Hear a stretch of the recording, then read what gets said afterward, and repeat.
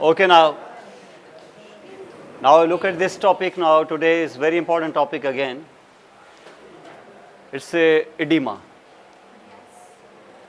Now, as far the edema is concerned, you have already discussed some of the important structures or the mechanisms before. Like you have an idea about the peritoneal cavity, the cavity, you say it's the abdominal cavity. You have an idea of the lungs and the pleural space.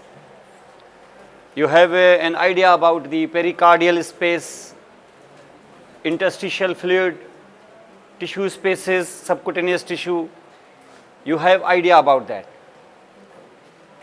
And you know, and you have already an idea that your yes, an average 70 kg body weight, if you are seeing in an individual, out of this you see that 60% is almost water, fluid. And you have already seen here that in the 70 kg human being, some 60% means it will be 42 kg will be just the fluid, 42 kg. And in that 42 kg, if you are actually looking at this now, in 42 kg, out of this, some fluid will be, most of the fluid is intracellular, ICF, and some of it will be ECF. 2/3 of this fluid, out of how much? 48 liters. 70 kg, उसमें 42 liters जो है वो सिर्फ water है. 42 means 14, 14 and 14. If you will actually divide that into the three portions here, 2 portions will be within the cells and 1 portion will be outside the cells. Means ICF will be how much? 28 liters. And the remaining how much? 14 liters will be ECF. इसको distribution को हमने यहाँ पे रखा. 28 liters will be ICF and 14 liters will be ECF. But in the 14 liters, which is ECF, it is outside the cells. But outside the cells, the fluid is in 2 compartments. Either it is trapped between the cells, you say interstitial fluid, or it will be within the vessels, you call it plasma. And you know that out of these 14 liters, because your blood is 5 liters in total, and out of this 5 liters, you know that the 2 liters almost are the cells and 3 liters is the plasma. तकरीबन इतना ही है. Almost you say 55% is plasma and 45% are the cells. Roughly, you can say out of this 14 liters, 3 liters is plasma and 11 liters will be interstitial fluid. तो हमने यहाँ पे इसको दिया कि 14 liters में कितना है plasma? 3 liters are plasma and some 11 liters will be in extravascular fluid. You say it is interstitial fluid. This is the distribution of the fluid. अब उसमें आपने यहाँ पे देखा है कि जो एक्स्ट्रा सेल्युलर फ्लूइड है within the vessels or outside the vessels, interstitial or intravascular, plasma or interstitial fluid. इस फ्लूइड में मैंने आपको पहले भी बताया है कि there will be more sodium, less potassium, more chlorides, more calcium. But inside the cells you know that there are more potassium, less sodium, more proteins are there. Cells के अंदर आपको पता है वहाँ प्रोटीन्स बनते हैं, तो you have got a lot of proteins there. लेकिन इंटरस्टिशियम में और प्लाज्मा में प्रोटीन की एक खास क्वांटिटी होती है. In a way interstitial fluid and plasma they are both extracellular, दोनों भाई हैं एकदम. And there is exchange of the fluid very easily from the vessels to the interstitium, from interstitium back into the vessels. ये आना जाना लगा रहता है. आप यहाँ इस वक्त जो बैठे हुए हैं यहाँ पर ये सेल है, लेकिन बाहर जब जाएंगे तो ये इंटरस्टिशियम है और इंटरस्टिशियम है. ऐसा ही थोड़ा बाहर जाएंगे तो रोड है, ये वेसल्स है. बाहर वाला बंदा जो है वो रोड पर और रोड वाला अंदर कॉरिडोर में ये आता जाता रहता है, क्योंकि ये एक ही हैं, क्योंकि ये दोनों ही क्लास में नहीं है. लेकिन क्लास का बंदा ऐसे बाहर निकल, आप बैठे ना, ये आपके लिए बड़ा मुश्किल है कि आप एकदम से उठें और ऐसे क्लास में. मेरी क्लास में तो खैर आप जा सकते हैं, मैंने इजाज़त दे दी है, लेकिन यहाँ ऐसा नहीं है. You have got the lipid bilayer and the fluid can not actually leave the cells from inside, it can go easily outside, ऐसा नहीं कर सकता है, इट्स वेरी डिफिकल्ट, इतना होगा नहीं। लेकिन इंटरस्टिशियम का फ्लूइड जो है वो रोड पे आराम से आ सकता है, यहाँ से कोई क्लर्क है वो बाहर रोड पे चला जाएगा आराम से, लेकिन आपने नहीं देखा होगा कि क्लर्क कोई यहाँ या पियोन एकदम से अंदर आ जाए यहाँ पर, ये ऐसे पॉसिबल नहीं है, डिफिकल्ट है। उसके लिए कुछ इजाज़त है, कुछ प्रोटोकॉल है, कुछ इजाज़तनामे हैं। जैसे ग्लूकोज ऐसे नहीं आ जाएगा, वो है एक्स्ट्रा वेस्कुलर, आप खाते हैं, this comes actually gets absorb from your intestine and it comes here into the vessels, part of your ECF, लेकिन उसको आना अंदर है, वैसे नहीं आ जाएगा अंदर। You need actually the door और you need the permission of an hormone, that is the insulin. तो जब ग्लूकोज बढ़ेगा तो बॉडी के अंदर ये मैकेनिज्म्स हैं कि ये होगा क्या, वहाँ पर इंसुलिन सीक्रेट होगा, इंसुलिन सीक्रेट होगा, वो सेल के दरवाजे पे आएगा, अंदर नहीं घुसेगा, उसके ऊपर रिसेप्टर्स हैं, और रिसेप्टर को नॉक करेगा, और नॉक करेगा तो रिसेप्टर अंदर एक्शन करेगा, और अंदर एक्शन करके वो एक प्रोटीन्स बनाएगा, चैनल्स बनाएगा, और चैनल्स जब उसके वाल में फिट करेगा तब ग्लूकोज की एंट्री होगी अंदर, इंसुलिन की नहीं। इंसुलिन ने सिर्फ क्या किया, इंसुलिन ने वो दरवाजे बनाया जिसको हम कहते हैं ग्लूकोज ट्रांसपोर्टर्स, ग्लूट, इसको ग्लूट बोलते हैं, GLUT।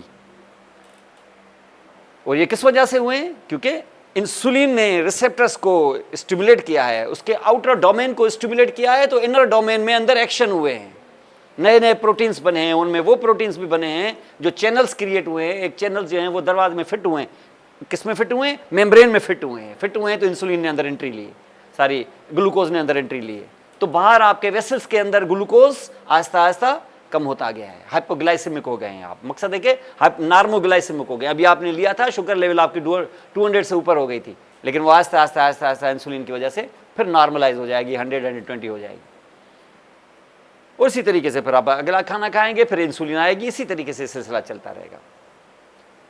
तो ये एक्स्ट्रा सेलुलर, लेकिन एक्स्ट्रा सेलुलर फ्लूइड जो है, वेसल के अंदर जो फ्लूइड है, इंट्रावेस्कुलर प्लाज्मा, वो इंटरस्टिशियम में आसानी से आ जाता है और फिर वापस भी चला जाता है, लेकिन ऐसे वापस आ जाता है without even use of energy, किसी एनर्जी की इसमें जरूरत नहीं होती है, इसको हम कहते हैं डिफ्यूजन। लेकिन एनर्जी की जरूरत नहीं होती है, लेकिन कुछ फैक्टर्स होते हैं जो उसको रेगुलेट करते हैं। चीज़ें बहुत जगह आप जाएंगे तो आपको पता चलेगा कि यहाँ इसकी कोई फीस नहीं है, ये मुफ्त में हो जाता है, लेकिन मुफ्त में हो जाता है, लेकिन उसको भी कोई मॉनिटर करता है। कोई चीज़ आपको पेपर मिलेगा, वो मुफ्त में होगा, लेकिन उस पेपर के भी, जाहिर है उस पेपर के भी तो पैसे होते हैं ना, वो पैसे कोई बर्दाश्त कर रहा होता है, आपसे नहीं लेते। बहुत सारी चीज़ें होती हैं जो फ्री ऑफ कॉस्ट होती हैं, गवर्नमेंट अलाउ करती है। जब आप हॉस्पिटल में जाते हैं तो आपसे कोई चार्ज नहीं ले जाते, आपको ट्रीटमेंट मिल जाती है, लेकिन ऐसा नहीं है कि आपको फ्री मिलती है तो वो फ्री होती है, कोई उसकी यकीनन कोई उसको कोई कास्ट पेयर कर रहा होता है। तो यहाँ पे भी डिफ्यूजन में भली कोई एनर्जी यूज़ नहीं हो रही है, ATP की शक्ल में कोई एनर्जी इस्तेमाल नहीं हो रही है, लेकिन कोई रेगुलेटिंग फैक्टर्स तो होंगे ना शायद। अगर मैं इस फ्लैट सरफेस पर पानी का एक ड्रॉप लगा देता हूं तो वो तो हिलेगा ही नहीं। अगर मैंने इन दो सरफेसेस के दो एंड्स में डिफरेंस ले लिया तो अब मूव करेगा। कोई एनर्जी की जरूरत नहीं है, मुझे किसी एनर्जी की जरूरत नहीं है, लेकिन चेंज तो आई है ना ज़रा, अपर एंड लोअर एंड में चेंज आया तो फ्रॉम हायर टू लोअर वो मूव करना शुरू किया उसने। तो इसमें अंदर इनहेरेंटली, अब ऐसा भी नहीं समझे कि इसमें कोई एनर्जी नहीं है, इसकी एनर्जी है, वो ग्रेविटी है, खींच रहा। ग्रेविटी ना होती ना तो आप अगर चांद पे जाएं जहां ग्रेविटी नहीं है तो आप देखेंगे आप ऐसे भी कर रहे हैं ना, वो पानी का ड्रॉप नीचे आएगा ही नहीं। तो ये जो अगर आप ऊपर से, अगर आप अपने बालकनी से उधर से जग ऐसे उल्टा करें, पानी नीचे गिरेगा कि नहीं? आप बोले मेरी तो कोई एनर्जी यूज नहीं हुई इसमें, आपकी नहीं हुई है, कहीं किसी की हुई जरूर है, और वो एनर्जी अल्लाह ने जमीन में डाली हुई है जो मुफ्त में आपको मिलती रहती है। अब आप उस एनर्जी का फायदा लें, वो है ग्रेविटी। ग्रेविटी मुफ्त की एनर्जी है जो है इसमें मौजूद। तो इस एनर्जी, दैट इज एनर्जी, तो एनर्जी कहीं ना कहीं इस्तेमाल हो रही है। तो इसका मकसद है कि यहाँ एनर्जी क्या है, यहाँ एनर्जी वो है difference of pressures, from higher to lower वो मूव करेगा, but you don't use any energy, this is diffusion, ये सिंपल डिफ्यूजन है। तो ये जो आपके एक्स्ट्रा सेल्युलर फ्लूइड होते हैं ना, वो एक दूसरे में मूव करते हैं हायर टू लोअर। और यहाँ सिर्फ हायर टू लोअर, सिर्फ प्रेशर्स क्या हैं, नेट प्रेशर्स हैं, क्योंकि कुछ प्रेशर्स ऐसे हैं जो इंट्रावेस्कुलर फ्लूइड को एक्स्ट्रा इंट्रावेस्कुलर फ्लूइड जो है, इंट्रावेस्कुलर फ्लूइड यानी प्लाज्मा को बाहर पुश करते हैं फ्रॉम द वेसल्स। वेसल्स माने क्या? कैपिलरीज जाहिर है, कैपिलरी से पुश करते हैं, उसको कहां लेके आते हैं? इंटरस्टिशियम में लेके आते हैं। तो वो प्रेशर उसको क्या करता होगा? खींचता है कि उसको पुश करता है? इसको हाइड्रोस्टैटिक प्रेशर कहते हैं। ये हाइड्रोस्टैटिक प्रेशर नेचर ने फ्लूइड को इसके अंदर डाला हुआ है, ये इनहेरेंट है, एक नेचुरल प्रेशर है। आपको पता है कि जिस भी वेसल में आप कोई फ्लूइड डालेंगे, लाजमन वो फ्लूइड उसके वाल्स पे प्रेशर डालेगा। ये हो ही नहीं सकता कि आप किसी वेसल में कोई फ्लूइड डालें और उसके वाल्स पे वो प्रेशर न डालें। अब किसी भी बर्तन में अगर आप पानी डाल देंगे ना, गिलास में अगर, तो वो गिलास के वाल्स पे प्रेशर डालेगा, उसके वाल्स पे प्रेशर डालेगा, क्योंकि इक्वल प्रेशर हर जगह पे डालेगा। और अगर वाल जो है, गिलास की वाल उस प्रेशर को बर्दाश्त कर गई, तो वो गिलास अपना शेप बर्दाश्त करेगा, अपना शेप रिटेन करेगा, वैसा का वैसा होगा, क्योंकि वो मेटल का बना हुआ है, गिलास का बना हुआ है। अंदर वाटर कितना प्रेशर डालेगा, वो उसके शेप को चेंज नहीं कर सके। लेकिन ये नहीं है कि उसने प्रेशर नहीं डाला है।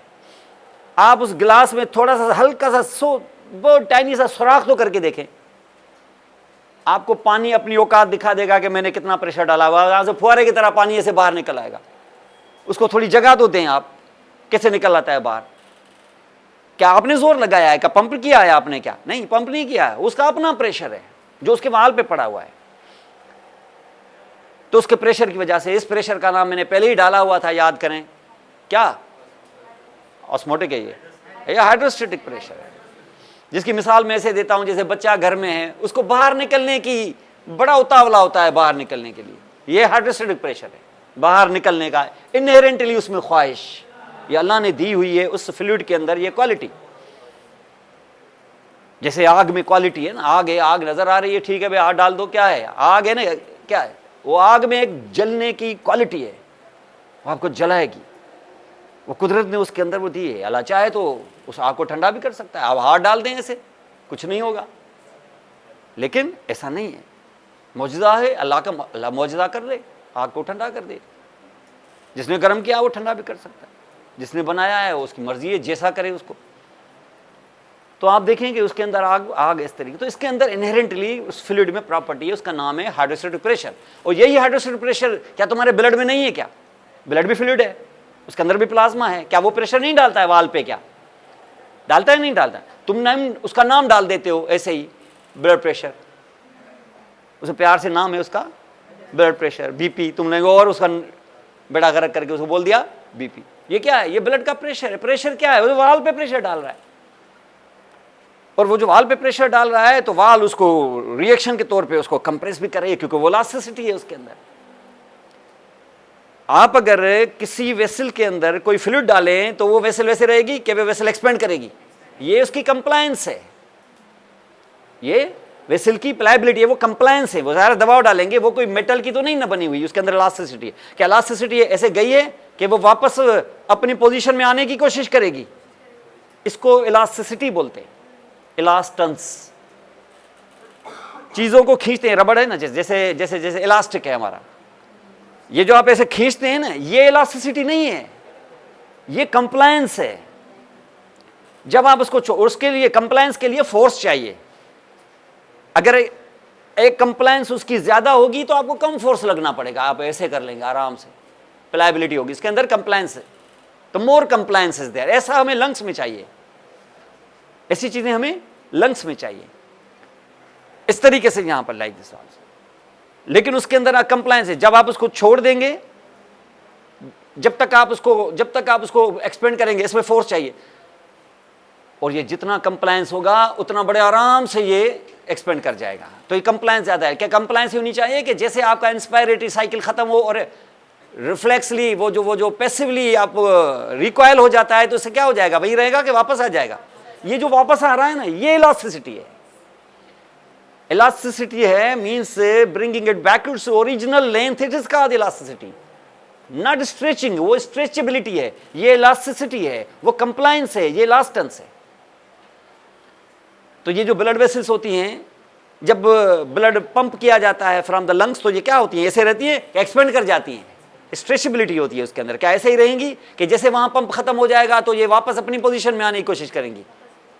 तो जब अपनी पोजीशन में आने की कोशिश करेंगी तो क्या करेंगी? ये वाल्व्स किस पे दबाव डालेंगी? ब्लड पे। और जब वाल्व ब्लड पे दबाव डालेंगी तो वॉल्यूम उसको कम मिलेगा, तो ये ब्लड आगे पुश होगा, क्योंकि ये ब्लड आपका रुकता नहीं है, ये सर्कुलेट करता है। आप कहने किसके बलबूते पे? हार्ट के। लेकिन हार्ट तो पंप करता है ऐसे सिर्फ 0.3 सेकंड के लिए, 5 सेकंड तो हार्ट खामोश बैठा हुआ है। और जब खामोश बैठा हुआ हो तो क्या होना चाहिए? ब्लड तो बंद हो जाना चाहिए, उसका तो फ्लो नहीं चलना चाहिए, लेकिन ब्लड का फ्लो जारी रहता है। अब की बार वो 5 सेकंड 0.5 सेकंड के लिए डायस्टोली के टाइम पर ब्लड आगे फ्लो कौन कैसे करता है? इलास्टिसिटी ऑफ द वेसल्स की वजह से, क्योंकि सिस्टोली के टाइम पर ये क्या हो गए थे? एक्सपेंड, और फिर ये ऐसे होते हैं। ये हाइड्रोस्टैटिक प्रेशर है, और उसके बाद ये इलास्टिक प्रेशर जो इलास्टिसिटी की वजह से हुआ। ये नेचर ने सारी फिजिक्स अंदर रखी हुई है। और ये जो पूरा जो सिस्टम आप यहाँ पे देख रहे हैं, इसके अंदर hydrostatic pressure place a very important role. और जब आप सेल से आते हैं ना, जब यानी आप का वेसल, आप थोड़ा सा यहाँ समझे तो आपको एडिमा का थोड़ा आइडिया आ जाएगा। यहाँ इट्स वेरी इंपॉर्टेंट, क्योंकि आप यहाँ पर आज पल्मोनरी एडिमा के बारे में भी थोड़ा सा सीख पाएंगे। असाइटिस जो आपका पेशेंट एब्डोमिनल कैविटी में फ्लूइड भर के इतना पेट लेके आ जाते हैं यहाँ पर, ये क्या है? ये बेचारे असाइटिस के।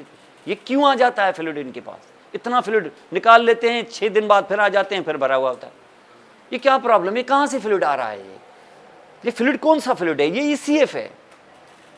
ECF है तो आप बोलें सर कौन सा? ये प्लाज्मा है। ये इतना प्लाज्मा किधर से आता है? ये प्लाज्मा से फिर इंटरस्टिशियल फ्लूइड को खींच लेगा, ये फिर प्लाज्मा मिलाएगा, फिर ये सिलसिला, फिर ये बाहर निकलता रहेगा। ज़ाया हो रहा है फ्लूइड। क्यों ज़ाया हो रहा है? ये अंदर फ्लूइड प्लाज्मा में रिटेन क्यों नहीं हो रहा? उसको रुकना था यहाँ पर। ये बच्चे जो है ना बाहर भागने की कोशिश कर रहे हैं, कोई रोकने वाला नहीं है क्या? इनको रोकने वाला इधर है। नेचर ने पेरेंट्स भी दिए हुए हैं यहाँ पर कि ये इतना जो फ्रीली हाइड्रोस्टैटिक प्रेशर डाल रहा है ना वाल पे, तो एक प्रेशर उनको रोकने वाला भी है। तो ये दोनों के बीच में एक कंपटीशन है, जो जीतेगा वही इफेक्ट होगा। वरना तो हाइड्रोस्टैटिक प्रेशर वो तो 35 mm ऑफ HG है। अगर ऐसे ही छोड़ दोगे तो बच्चे तो लाओबाली हो जाएंगे। वो तो जब जब चाहे मर्जी हो तो बाहर निकल जाएंगे, वो तो कभी आएंगे ही नहीं वापस। तो ये परिंदों में तो हो सकता है, जानवरों में तो हो सकता है, इंसानों में से नहीं होता। परिंदे हैं एक दफ़ा जब वो उड़ना शुरू कर देते हो फिर वापस उसमें आते ही नहीं। तो इसका मकसद है कि यहाँ पर इस चीज़ को, ये दोनों प्रेशर्स को यहाँ पे आप थोड़ा सा देखें और देखें कि इन प्रेशर में चेंज क्यों आती है। तो you will actually be watching and you will be understanding some diseases, why they are happening and why these pressure differences are there, why is the hydrostatic pressure sometimes can be more and sometimes can be less। क्या कि pressure सिर्फ ये नहीं है, within the fluid एक और pressure भी है। जैसे प्लाज्मा के अंदर एक बहुत इंपॉर्टेंट कंपोनेंट प्लाज्मा प्रोटीन्स का भी है। आपको पता है प्लाज्मा एक थिन सा लिक्विड है, एक तरह से इतना गाढ़ा नहीं है कोई प्लाज्मा। गाढ़ा होता तो ओवरऑल ब्लड पहले से ही उसमें 45% सेल है। अगर मैं प्लाज्मा को भी गाढ़ा कर दूं तो ये तो शहद जैसा हो जाएगा ब्लड, और ब्लड का फ्लो होता है, उसको फ्लो चाहिए, उसका ब्लड फ्लो चाहिए। अगर उसको गाढ़ा कर दोगे तो फिर क्या उसकी फ्लूइडिटी रहेगी क्या? उसको वो तो स्लो जाएगा, वो स्लो जाएगा तो कहीं ना कहीं जम जाएगा ये। तो हमें क्या चाहिए? प्लाज्मा क्या कोई थिक सा कि वो फ्लूइड हो बिल्कुल एक्वस टाइप में। तो 92% तो उस प्लाज्मा में सिर्फ वाटर है, 92% water, only 8% is something else other than water। other than water में कितना? 92% तो बाकी कितना? 8% is not water but something else। उस 8% of something else में 7% are the plasma proteins। 7% of your total 92% is only water, और उसमें मिला दिया आपने क्या? 8% प्लाज्मा प्रोटीन्स। उस प्लाज्मा प्रोटीन्स जो हैं आपके 100 ml, अगर मैं प्लाज्मा लेके बाहर लेके आऊं तो टोटल मिला के कोई 8 ग्राम उसके अंदर प्लाज्मा प्रोटीन्स होंगे। 100 ml में कितना? 8 ग्राम्स या 7 पॉइंट समथिंग 7%। 100 मिलीलीटर ले आऊं तो उसमें 7% कितना होगा? 100 ग्राम अगर मैं प्लाज्मा ले आऊं तो उसमें प्लाज्मा प्रोटीन्स कितनी होंगी? 7 ग्राम्स। 7% बताया ना मैंने। बाकी क्या होगा 92% वाटर, बाकी बचा कितना 1%। ये 1% होंगे वो डिजॉल्व्ड मटेरियल जिसमें glucose, amino acids, fatty acids, जिसमें आपके सोडियम, पोटेशियम, क्लोराइड, कैल्शियम वगैरह वगैरह, ये सारे बाकी कितने होते हैं 1%। 7% इज प्लाज्मा प्रोटीन्स। और इन प्लाज्मा प्रोटीन्स में जो मेन कॉन्स्टिट्यूएंट फैक्टर, जो प्लाज्मा प्रोटीन का जो मेन कंपोनेंट है वो है एल्ब्यूमिन।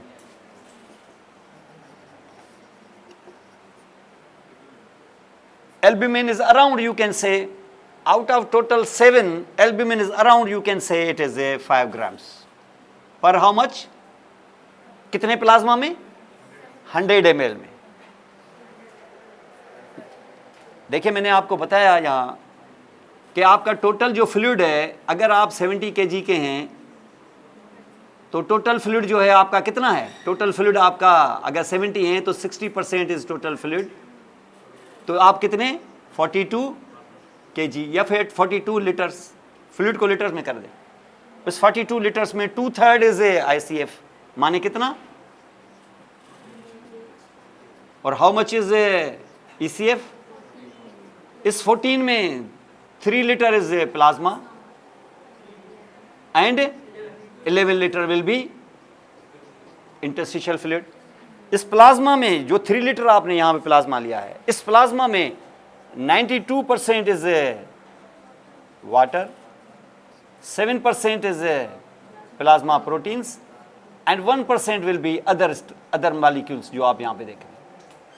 ये है प्लाज्मा प्रोटीन 7%। मतलब क्या? 7% माने जितना भी प्लाज्मा लेके आओगे उसमें 7% जो होगा वो प्लाज्मा प्रोटीन होगा।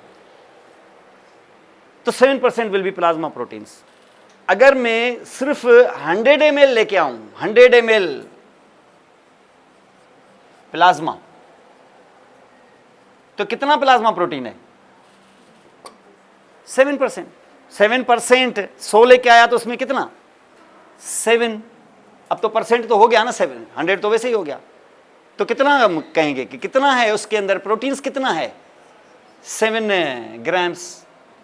तो वाटर कितना होगा उसके अंदर? 92 ml फ्लूइड करता हूं उसको, तो बाकी 1 ग्राम क्या बच जाएगा? बाकी चीजें। तो ये 100 का हिसाब ये है। और उसमें 7 ग्राम्स में सबसे बड़ी क्वांटिटी किसकी है? एल्ब्यूमिन की। कितना? 7 ग्राम्स में 100 मिलीलीटर में 7 ग्राम्स, और 7 ग्राम में ऑलमोस्ट 5 ग्राम क्या है? एल्ब्यूमिन है। और बाकी जो मेन है वो ग्लोब्यूलिन। कितना? ये तकरीबन 4.5 है, वो 2.5 लाइक दिस।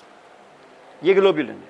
इस ग्लोब्यूलिन में बहुत सारे हैं, अल्फा भी है, बीटा भी है और गामा भी है। इन सब में अल्फा है, बीटा है, गामा है। ये हो चाहे ये हो चाहे ये एल्ब्यूमिन हो, all 3 are synthesized by liver. Liver ही एक फैक्ट्री है जिसमें ये सारे प्लाज्मा प्रोटीन्स बनते हैं, सवाए इसके। किसके? गामा के। गामा ग्लोबुलिन वहां नहीं बनता। गामा ग्लोबुलिन एक्चुअली है, ये गामा ग्लोबुलिन, इम्यूनोग्लोबुलिन जिसको बोलते हैं, IgG, IgA, IgM, IgE, ये एंटीबॉडीज हैं। ये आपके इम्यून सिस्टम में बनती हैं, ये आपके लिम्फ नोड्स में बनेगी, लिम्फॉइड फॉलिकल्स में, वहां पर बनेगी बी लिम्फोसाइट्स और प्लाज्मा सेल्स एंड एंटीबॉडीज। ये इम्यूनोग्लोबुलिन ये यहां नहीं बनेगी। बाकी सारी जितनी भी प्लाज्मा प्रोटीन है कहां से बनती है? यहां प्लाज्मा प्रोटीन बनती हैं किससे? लिवर से। लिवर सबसे बड़ी फैक्ट्री है उसकी। और ये प्लाज्मा प्रोटीन्स क्या काम करेंगी? बहुत काम है इनके, इस पे अभी हम नहीं जाएंगे। एल्ब्यूमिन के बहुत काम है। ये जो आपका RBC होता है ना, जो अपने 120 डेज पूरे करता है, या आपको पता है उसका लाइफ स्पैन कितना है? 4 महीने। और 120 डेज पूरे करने के बाद वो फिर ऐसी जगह जाता है जहां उसको बस्ट होना होता है, खत्म होना होता है। और वो कहां? स्प्लीन में। हर जगह नहीं होगा ये सब, स्प्लीन में होगा। स्प्लीन में वो क्या हो जाएगा? रप्चर हो जाएगा। कब? जब वो अपने 120 दिन के आसपास 4 महीने खत्म कर चुका होगा। क्योंकि स्प्लीन के अंदर बहुत ही थिन और नैरो साइनोसाइट्स होते हैं, जहां से वो जब यंग था तो गुजर जाता था। गुजरते गुजरते गुजरते उसकी मेम्ब्रेन इतनी थिन हो गई कि अब जब ओल्ड हो गया है तो वो बूढ़ा जो है वहां से गुजर नहीं पाया और वहां हो गया बस्ट हो गया तो उसका जो अंदर मौजूद है मटेरियल जिसका नाम है हेमोग्लोबिन, वो फैल गया उधर। और जो फैल गया तो हेमोग्लोबिन में आपको पता है कि हेम भी होती है, ग्लोबिन भी होता है। ग्लोबिन होता है प्रोटीन का बना हुआ। ग्लोबिन आपको पता है 4 चेन्स होती हैं, 2 अल्फा 2 बीटा चेन्स, वो अलग हो जाती हैं, हेम अलग हो जाता है। और वो जो ग्लोबिन अलग हो जाती हैं तो वो तो प्रोटीन से हैं, वो दोबारा टूट के फिर अमाइनो एसिड्स बन जाती हैं, फिर रिसाइकिल हो जाता है। जैसे पुराना लोहा जो होता है स्क्रैप में बिकता है, फिर उसको मेल्ट करके फिर नई चीजें बना देते हैं उसको, तो ये दोबारा इस्तेमाल हो जाता है। तो कौन इस्तेमाल नहीं हो पा रहा है? कौन? हेम। और हेम में जो एक इंपॉर्टेंट चीज जो छुपी हुई है अंदर, वो आयरन है। आयरन फिर दोबारा इस्तेमाल होगा। तो कौन इस्तेमाल बाकी नहीं होगा? वो आयरन के अराउंड जो वो चीज है जिसमें पायरोल, मैंने बताया था शायद आपको एक दफा कि हेमोग्लोबिन बनती ऐसे है कि आपको मिलेगा, ये एक रिंग मिलेगी आपको ऐसी, पायरोल रिंग, इसको पायरोल रिंग कहती थी। 4 पायरोल रिंग एक दूसरे को फेस करेंगी ऐसे,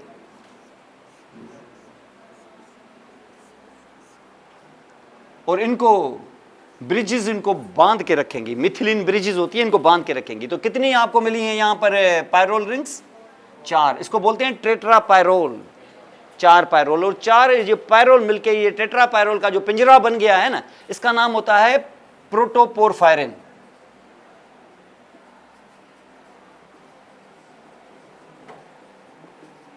इसको प्रोटोपोरफायरिन कहते हैं। वैसे ह्यूमन बीइंग में इसको हम कहते हैं प्रोटोपोरफायरिन 9। ये क्या है? इसकी मैं मिसाल देता हूं। ये एक पिंजरा है एक तरह से। इस पिंजरे में एक बर्ड को, तोते को बिठा हुआ के, और उस तोते का नाम है क्या? आयरन। और जैसे ये अंदर बिठाओगे ना, प्रोटोपोरफायरिन के अंदर क्या बिठाओगे? आयरन बिठाओगे, तो इसका रंग बदल के रेड हो जाएगा और इसका नाम पड़ जाएगा हेम। अब ये हेम है। अब ये हेम अकेली नहीं रहती, पिंजरा और बर्ड अकेले नहीं रहते, उसको उठाने के लिए एक बाजू चाहिए। उस बाजू का नाम है ग्लोबिन। और ग्लोबिन किस चीज का बना हुआ है? अमाइनो एसिड्स का। अमाइनो एसिड्स, एक अमाइनो एसिड्स की एक लंबी सी चेन होगी जो इसको बांध के रखेगी ऐसे, और इसमें क्या मौजूद होंगे? Amino acids. ये अल्फा चेन कहलाएगी।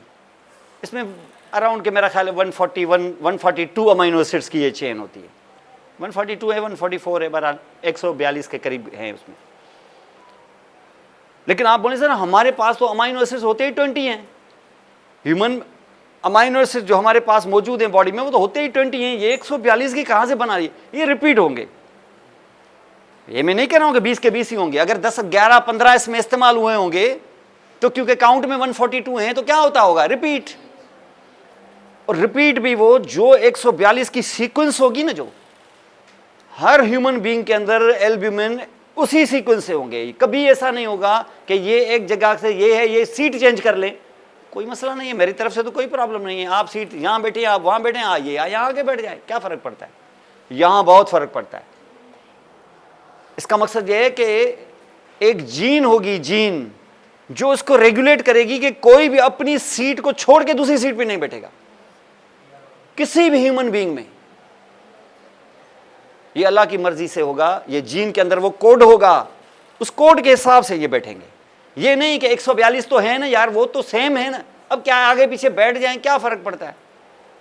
जहाज में होता है ना, सीटें हम चेंज कर लेते हैं, कोई प्रॉब्लम नहीं है, जहाज पे कोई फर्क नहीं पड़ता। ऐसे यहां बहुत फर्क पड़ता है।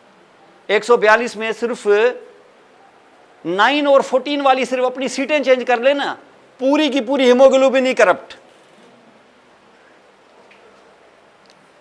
बाजार लग रहा है एक मामूली सी चीज हुई है, तो क्या है इसमें? तो कोई मसला है नहीं, मुझे तो कोई नहीं लगता कोई मसला है। ये बहुत बड़ा प्रॉब्लम हो गया है, एक बहुत ही खतरनाक है, बहुत ही डिजीज्ड और एबनॉर्मल हेमोग्लोबिन क्रिएट हो गई है।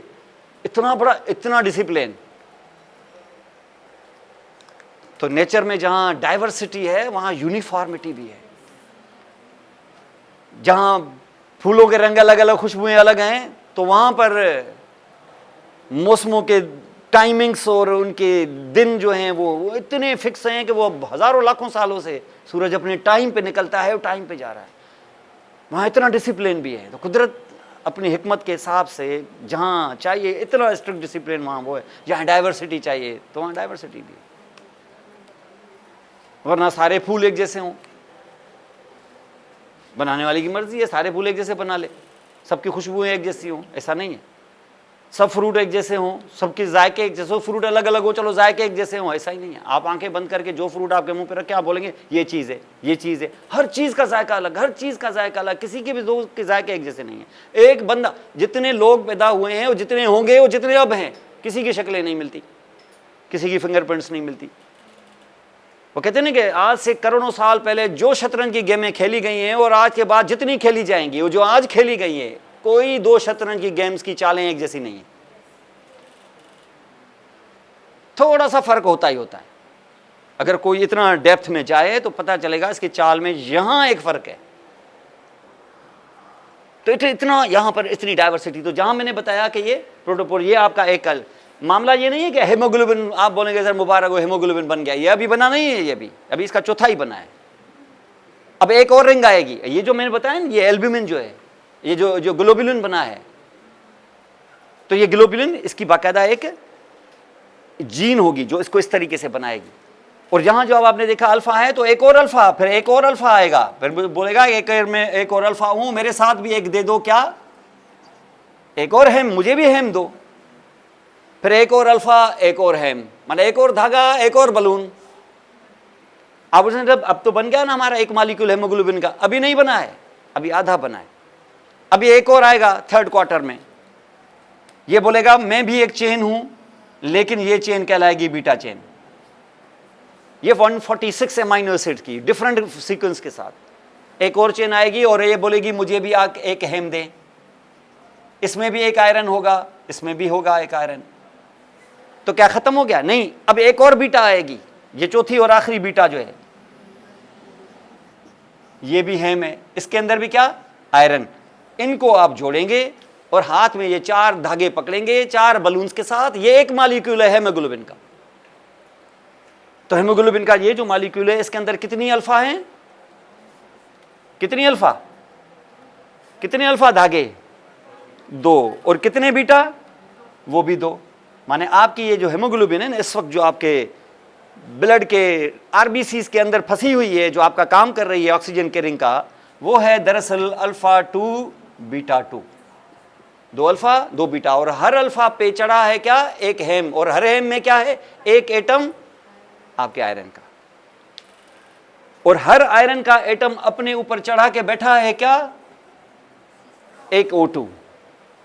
दूसरा वाला भी क्या करेगा? वही O2, और तीसरा वाला भी O2, तो चौथा वाला भी O2। तो एक हेमोग्लोबिन का मॉलिक्यूल अपने आयरन के बलबूते पे, अपने कंधे पे कितने मॉलिक्यूल्स ऑक्सीजन के चढ़ा के बैठा हुआ है? कितने? 4। 4 क्या? Molecules of oxygen can be carried by 1 molecule of haemoglobin. अगर 4 मॉलिक्यूल, तो एटम कितने? एक मॉलिक्यूल में कितने एटम होते हैं? O2 लिखा हुआ है सामने से, 2 एटम। तो इसका मकसद है कि कितने एटम? 8 एटम्स एक हेमोग्लोबिन मॉलिक्यूल पर। एक हेमोग्लोबिन मॉलिक्यूल जिसमें क्या मौजूद है? 2 अल्फा 2 बीटा। जिसमें कितने हेम हैं? 4 हेम। तो जिसमें कितने एटम हैं आपके आयरन के? 4। तो उसमें कितने मॉलिक्यूल ऑक्सीजन के? 4। तो कितने एटम ऑक्सीजन के? 8। और ये 8 ऑक्सीजन के एटम अपने ऊपर कंधे पे चढ़ा के लंग से लेके आराम से टिश्यू को हैंड ओवर कर देगा, लूजली बाउंड होगा। और ये जो हेमोग्लोबिन है अल्फा 2 बीटा 2 इस वक्त आपके ब्लड में सर्कुलेट कर रही है, कोई 98% के क्वांटिटी इसकी है। इसको हम कहते हैं हेमोग्लोबिन ए, HbA। अब ये तो था। अब ये सारी चीजें जो हैं, ये आपको पता है कि ये क्या है? ये जीन है, जीन जो इनको रेगुलेट करती है। तो यहां पर ये जो आपका एल्ब्यूमिन बन रहा है, ये एल्ब्यूमिन, ये जो बार बार आपका लिवर बना के दे रहा है आपको फैक्ट्री की तरह, किससे बना के दे रहा है? अमाइनो एसिड से। भाई ये जो फैक्ट्री आपको शुगर देती है, तो क्या हवा से बनाती है कि उसको गन्ना देते हो तो बनाती है? ना दें आप। आपके किचन में जो रोटी बनती है, तो आटा आता है तो रोटी बनती है ना, वो कोई से हवा से तो नहीं ना बनती। कोई चीज आएगी तो आप लिवर को भी कुछ देंगे तो वो आपको वो एल्ब्यूमिन देगा ना। हाँ देगा आपको एल्ब्यूमिन, लेकिन क्या आप उसको भी एल्ब्यूमिन देंगे क्या? मैं शुगर मिल को शुगर दूंगा क्या, या गन्ना दूंगा उसको? मैं शुगर दे दूं, वो शुगर मुझे ही दे दे, तो फिर वो फैक्ट्री है क्यों फिर?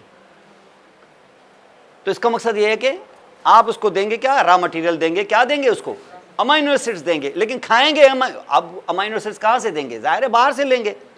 कुछ तो खैर अमाइनो एसिड्स अंदर भी बन जाते हैं, फैट को पकड़ के, ग्लूकोज को पकड़ के अमाइनो एसिड, ग्लाइसिन सुना होगा ना, अमाइनो एसिड मशहूर, 20 अमाइनो एसिड्स हैं मुख्तलिफ, टायरोसिन, ग्लाइसिन, मिथायोनिन, ये पढ़े होंगे आपने थोड़े बहुत, तो आपको आइडिया होगा इनका, फिनाइल एलानिन, ग्लूटामीन।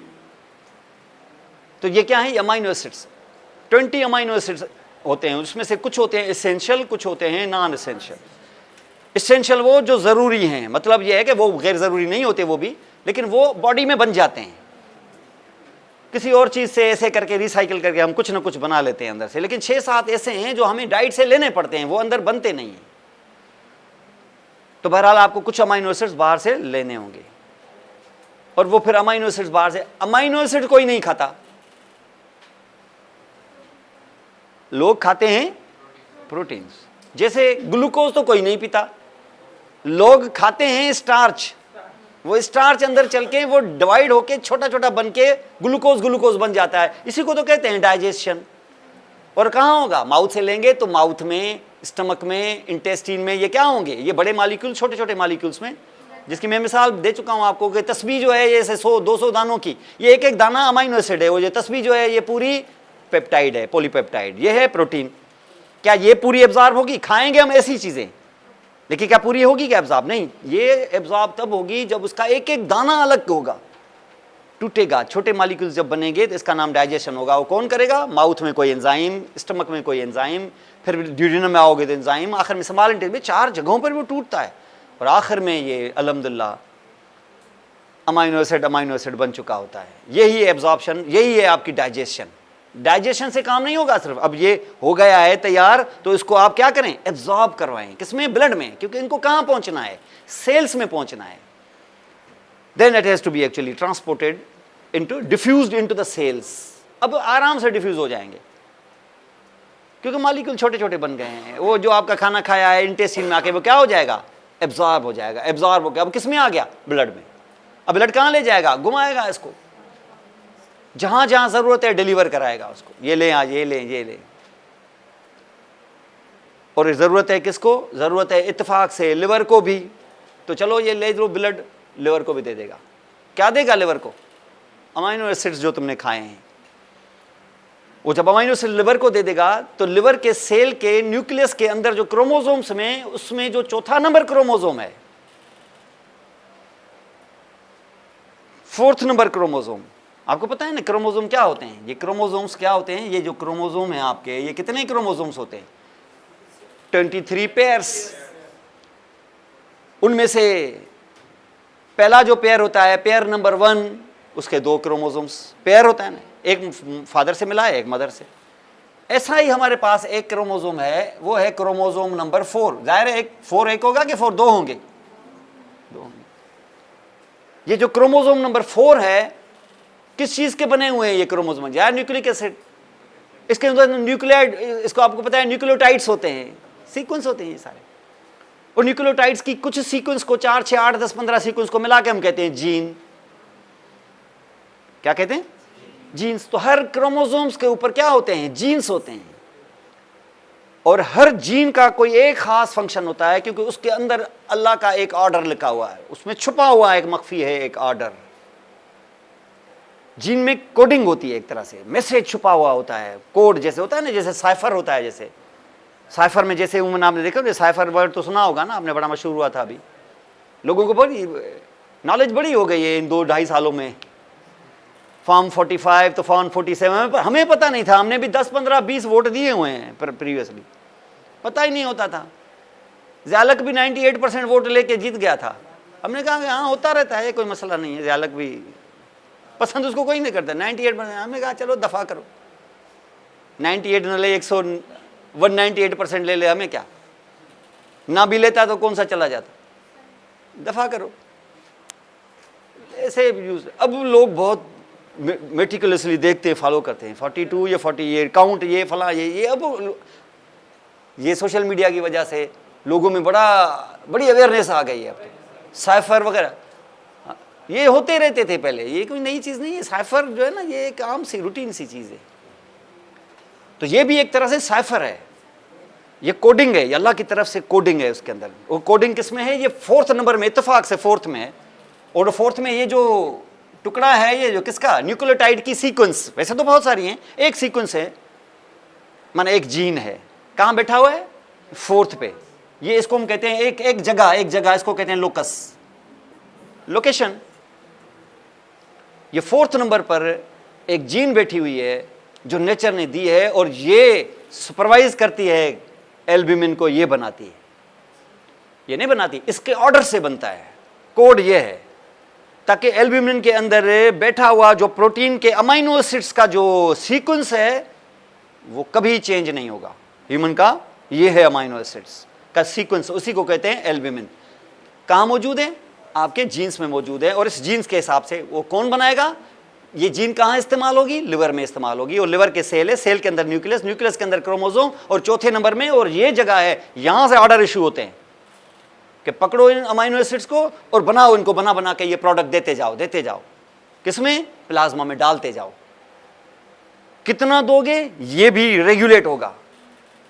कितना दोगे? इतना दो कि वो 5.2, 5.4.5, 4.5 के अराउंड ये इतना हो, बस इतना नहीं कि इतना प्रोटीन देते जाओ कि वो प्लाज्मा जो है वो बिल्कुल गाढ़ा हो के शहद जैसा हो जाए, ऐसा भी नहीं करना है।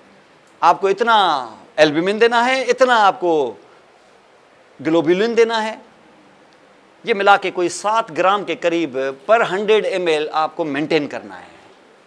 ये प्रोटीन आपकी हमेशा मेंटेन रहती है। और मेंटेन रहती है ऐसे नहीं कि अभी दे दिया तो फिर 1 साल भूल जाएगा, नहीं, इसकी हाफ लाइफ होती है टोटल इसकी 20 डेज, ये 20 दिन चलेगा। जैसे आरबीसी है, सारी जिंदगी तो नहीं चलेंगे ना, 4 महीने चलेंगे। डब्ल्यूबीसी है, ये ज़्यादा से ज़्यादा 5 से 6 दिन चलेंगे। प्लेटिलेट जो आपको बोन मैरो देता है, तो ये कैसे नहीं है कि सारी ज़िंदगी चलने वाले हैं, ये ज़्यादा से ज़्यादा 8 से 10 दिन चलेंगे, फिर नए आ जाएंगे, ये सिलसिला चलता रहेगा। SI एल्ब्यूमिन भी जो आपको यूज़ होते हैं आपके, फिर यूज़ होने के बाद ये फिर कैटाबोलाइज हो जाएंगे, और उसके बाद कैटाबोलाइज के बाद ये ख़त्म हो जाएंगे, फिर नए आ जाएंगे, ख़त्म नए, ऐसे चलता रहेगा। तो इसका मकसद है कि आपके प्लाज्मा में प्लाज्मा प्रोटीन्स की जो कंसंट्रेशन है, या उसका जो वॉल्यूम या उसकी कंसंट्रेशन है, वो मेंटेन रहना बड़ा ज़रूरी है। और कौन मेंटेन करेगा इसको? कौन? फैक्ट्री जो है जहाँ सप्लाई जारी है, माने कौन? अभी बताया, अभी एल्ब्यूमिन कौन बनाएगा? कहाँ से सिंथेसाइज होंगी? किससे? लिवर से। अभी इसमें सोचने वाली बात है, अभी इतना लिवर बोल रहा हूँ, तो बोल कहाँ बोल रहे हैं? मुंह बंद हुए हैं आपके, वहाँ पता पूछे वो किडनी बोल रहा था, तो लिवर बोले ना आप, लिवर। तो इतना आपको बताया, लिवर मेन फैक्ट्री, सारे प्लाज्मा प्रोटीन वही बनाता है। एल्ब्यूमिन प्लाज्मा प्रोटीन वही बनाएगा। हाफ लाइफ कितनी होगी? उम्र बताया 20 दिन ज़्यादा से ज़्यादा। तो इसका मकसद है कि इसकी सप्लाई जो है वो जारी रहेगी, ये अच्छी खासी प्रोटीन्स बना के देगा। पुरानी खाना आपको पता ही नहीं चलेगा, वो होम्योस्टेसिस रहेगी आपकी। लेकिन अगर लिवर में कोई गड़बड़ हो गई, ये फैक्ट्री बंद हो गई तो, या फैक्ट्री अपनी आउटपुट कम निकाल रही है, तो फैक्ट्री काम नहीं कर रही है, उतनी उसकी प्रोडक्ट उतनी है नहीं, प्रोडक्शन जो पहले थी अब नहीं है, क्योंकि डिजीज है। क्या होता होगा? लिवर क्यों नहीं निकालेगा? कोई मसला होगा। तो इसका मकसद यह है कि प्लाज्मा प्रोटीन्स की क्वांटिटी जो है वो कम हो जाएगी। उसका एक वजह क्या होगी? लिवर की कोई डिजीज, समझ गए? लिवर की कोई डिजीज होगी। और जो लिवर की डिजीज आपको यहां मिलेंगी ना, उमूमन जो लिवर की वो कंडीशन है जिसमें उसकी प्रोडक्शन कम हो जाएगी, वो होगा लिवर की सिरोसिस। तो इसका आदि लिवर सिरोसिस। सिरोसिस एक कंडीशन है जो किसी वजह से होती है। सिरोसिस खुद कोई डिजीज नहीं है। सिरोसिस जो है वो मैनिफेस्टेशन है दैट हैपेंस। सिरोसिस क्या है? सिरोसिस है फाइब्रोसिस। आपने लिवर देखा होगा ना, लिवर आपने बकरी का ये देखा होगा, कलेजी देखी नहीं आपने? कैसे होती है? बिल्कुल बिल्कुल नरम सी, इस तरीके से प्लायबल सी होती है, ये इस तरीके से होती है मेरी लिवर, हमारा भी ऐसे ही होता है। लेकिन अगर ये लिवर जो है वे फाइब्रोटिक हो जाए तो आप देखेंगे लिवर जो है वो सुकड़ जाएगा, ऐसे श्रिंक हो जाएगा। वो सिकुड़ जाएगा तो बहुत सारे प्रॉब्लम होंगे, माने फंक्शन इसका खत्म, इसको सिरोसिस कहते हैं। ये कब होता है? जब लिवर के अंदर कोई इन्फ्लेमेशन चल रही होती है ड्यू टू क्रॉनिक इन्फ्लेमेशन। ये नहीं है कि लिवर सिरोसिस कोई फौरन हो जाता है, बरसों लगते हैं, 10-10, 15-15 साल लिवर की सिरोसिस होने में टाइम लगता है। तो इसकी मेन वजह क्या होती है? क्रॉनिक, खासतौर पे जो हमारे पास जो है वो क्रॉनिक डिजीज में chronic hepatitis, chronic hepatitis, chronic hepatitis माने हेपेटाइटिस सी या बी, ये अगर बरसों से चल रहा है तो लिवर श्रिंक हो जाएगा, वो श्रिंक हो गया, उसके फाइब्रोटिक बन जाएगा लिवर, जिसको सिरोसिस ऑफ लिवर कहते हैं। तो क्या हो जाएगा? इसके सिंथेटिक जो फंक्शन है वो डाउन हो जाएगा, उसमें से बहुत सारी चीजें बनाता है, सिर्फ ये नहीं बनाता, ये भी बनाता है। तो इसका मकसद है एल्ब्यूमिन कम हो जाएगा, तो उसकी एल्ब्यूमिन कम हो जाएगी। तो प्लाज्मा में एल्ब्यूमिन नॉर्मल होगी कि लो हो जाएगी? तो हम कहेंगे कि उसको हो गया है हाइपोएल्ब्यूमिनीमिया, हाइपोएल्ब्यूमिन, एल्ब्यूमिन कम हो गया है। मिया मीन्स ब्लड, ब्लड में एल्ब्यूमिन डाउन, तो इसका मकसद है कि सिरोसिस ऑफ लिवर में क्या हो जाएगा? प्लाज्मा प्रोटीन में क्या इफेक्ट होगा?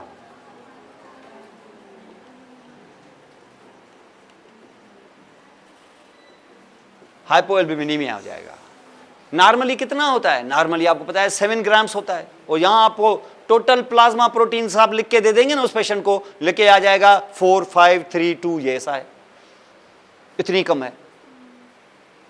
फिर आपको नीचे भी लिख के भी देंगे, टोटल भी लिख के देंगे, और नीचे भी लिख के देंगे कि ये 2-3 ग्राम जो है इसमें एल्ब्यूमिन है ज्यादा से ज्यादा 1.5 ग्राम, और ग्लोबुलिन जो है, ये ग्लोबुलिन पे फर्क कुछ कम आएगा, क्योंकि कुछ गामा ग्लोबुलिन कहीं और से भी बनती है। तो ज्यादा फर्क किस पे आएगा? एल्ब्यूमिन पे। ग्लोबुलिन पे इतना फर्क क्यों नहीं आएगा? क्योंकि ग्लोबुलिन लिम्फ नोड से भी बनती है, गामा ग्लोबुलिन, तो उस पे फर्क कम आएगा। तो रेशो आपका देखेंगे कि कम हो जाएगा। माने आप जैसे थे 5 वो था, 5 था एल्ब्यूमिन, 2 था ग्लोबुलिन, और पता चला कि वो 5 वाला 2 हो गया है, 2 वाले में बड़ा कम फर्क आया है, वो 2 वाला ज्यादा से ज्यादा 1.8 हुआ है। आप सुने लिवर जब खराब हो गया तो इस पर भी तो फर्क आना चाहिए था, इसका एक और सोर्स भी था, वो जारी है। तो इसका मकसद है कि पेशेंट को टोटल प्लाज्मा प्रोटीन नहीं लिख के दें, आप एल्ब्यूमिन लिख के दें। अगर लिवर को जानना चाहते हो तो क्या लिख के दें उसको?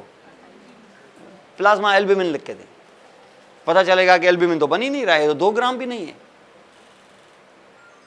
और ये जो एल्ब्यूमिन नहीं है, तो एल्ब्यूमिन के तो बहुत सारे फंक्शंस हैं, बहुत सारे फंक्शंस। उसमें से एक फंक्शन ये है कि ये जो ब्लड में, ये जो प्लाज्मा में मौजूद है, तो वो जो हाइड्रोस्टेटिक प्रेशर है जो वाटर को बाहर पुश करता है, इस वाटर को दोबारा खींच के अंदर रखने की जो सलाहियत है वो किसमें है? प्लाज्मा प्रोटीन्स में, खासतौर पे किसमें? एल्ब्यूमिन में। कैपिलरी में पानी, हाइड्रोस्टेटिक प्रेशर है, प्रेशर बाहर पड़ रहा है, पानी बाहर निकलने की कोशिश कर रहा है, और हाइड्रोस्टेटिक प्रेशर कितना है? 35। लेकिन फिर अंदर रोकने वाला भी प्रेशर है, उसको हम कहते हैं कोलॉइड ऑस्मोटिक प्रेशर, उसको हम आंकोटिक प्रेशर भी कहते हैं। और ये आंकोटिक प्रेशर है, माने वो मैग्नेट की तरह वाटर को बाहर जाने नहीं देगा, और वो है ऑलमोस्ट 25। तो इसका मकसद है कि जब हम टिश्यू में मौजूद हैं,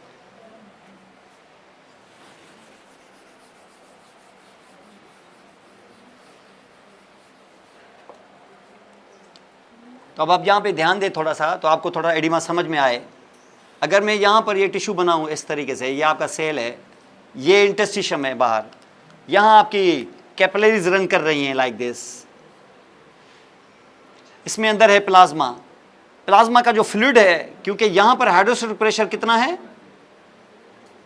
35। तो 35 के प्रेशर से वो वाल पे जब प्रेशर पड़ेगा तो पानी बाहर निकलने की कोशिश करेगा। कहाँ? इंटरस्टिशियम में, क्योंकि इंटरस्टिशियम में इतना ज्यादा प्रेशर नहीं है, यहां 35 का प्रेशर है, 35 का प्रेशर, 35 से ही बाहर निकल जाएगा। कि एक रोकने वाला भी है, तो एक रोकने वाला है, और रोकने वाला है कौन? एल्ब्यूमिन। तो एल्ब्यूमिन क्या करेगा? एल्ब्यूमिन इसको रोकेगा। रोकेगा कैसे? इसको अंदर की तरफ पुल करेगा, एक पुश करेगा हाइड्रोस्टेटिक, और पुल करेगा ये, और इसको हम कहते हैं क्या? आंकोटिक प्रेशर। आंकोटिक प्रेशर जो होता है वो अराउंड 25 mm ऑफ Hg होता है। तो ये आपका आंकोटिक प्रेशर जो है ये 25 है। 35 से बाहर निकलेगा, 25 इसको अंदर खींचेगा, तो नेट फिल्ट्रेशन कितना हुआ? 10। तो 10 नेट फिल्ट्रेशन से ये इन कैपिलरी से, आप बोले कैपिलरी ये परमिएबल होती हैं, सेमी परमिएबल होती हैं, क्योंकि इनकी वाल बड़ी थिन होती हैं, प्रेशर के साथ थोड़ा सा फ्लूइड बाहर निकल ही जाएगा। लेकिन बहुत ज्यादा निकलेगा कि कम निकलेगा? कम निकलेगा। और जब कम निकलेगा तो ये थोड़ा सा बाहर इस तरीके से आ जाएगा और इससे आएगा। तो इंटरस्टिशियम में बड़े आराम से ये फ्लूइड इंटरस्टिशियम में चला गया। भाई ये प्लाज्मा भी ईसीएफ था, इंटरस्टिशियम भी ईसीएफ है, मिल गए ना थोड़े से, क्या है, रहने दो, निकाल लो बाहर। ये बाहर निकल के चला गया। और अगर ये बाहर निकल, अगर हाइड्रोस्टेटिक प्रेशर ज्यादा होता, 35 से 45 हो जाता, अंकोटिक उतना ही होता, तो ये नेट फिल्ट्रेशन हो जाता 20, तो ये फ्लूइड इतना ही आता कि ज्यादा निकलता। तो इसका मकसद ये है कि ज्यादा निकलता तो इंटरस्टिशियम में ज्यादा आ जाता, तो माने समझते थे कि एक्स्ट्रा फ्लूइड आ गया है, माने इसका मकसद है कि एडिमा हो गया। तो एडिमा की एक वजह क्या होगी? क्या होगी एडिमा की एक वजह? Increased hydrostatic pressure.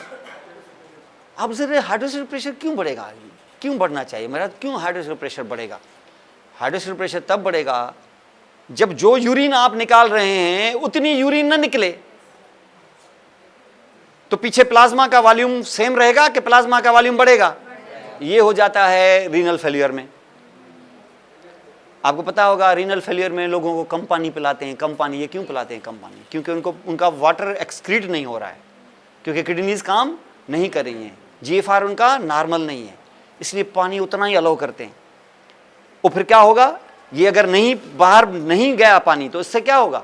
इससे ये होगा कि प्लाज्मा का वॉल्यूम इंक्रीज हो जाएगा। इंक्रीज हो जाएगा तो उस पर हाइड्रोस्टेटिक प्रेशर बढ़ जाएगा। अंकोटिक तो नहीं ना बढ़ेगा, तो हाइड्रोस्टेटिक बढ़ जाएगा। हाइड्रोस्टेटिक बढ़ेगा तो नेट फिल्ट्रेशन प्रेशर इंक्रीज हो जाएगा। 35 - 25 था, अब हो जाएगा 40 - 25। पहले जा रहा था 10 के प्रेशर से, अब जाएगा 15 के प्रेशर से। तो इंटरस्टिशियम में कम वाटर कि ज्यादा वाटर? ज्यादा वाटर होगा तो एडिमा, वहां सोजन हो जाएगी, हम बोलेंगे एडिमा हो गया। क्या एक जगह कि थ्रू आउट?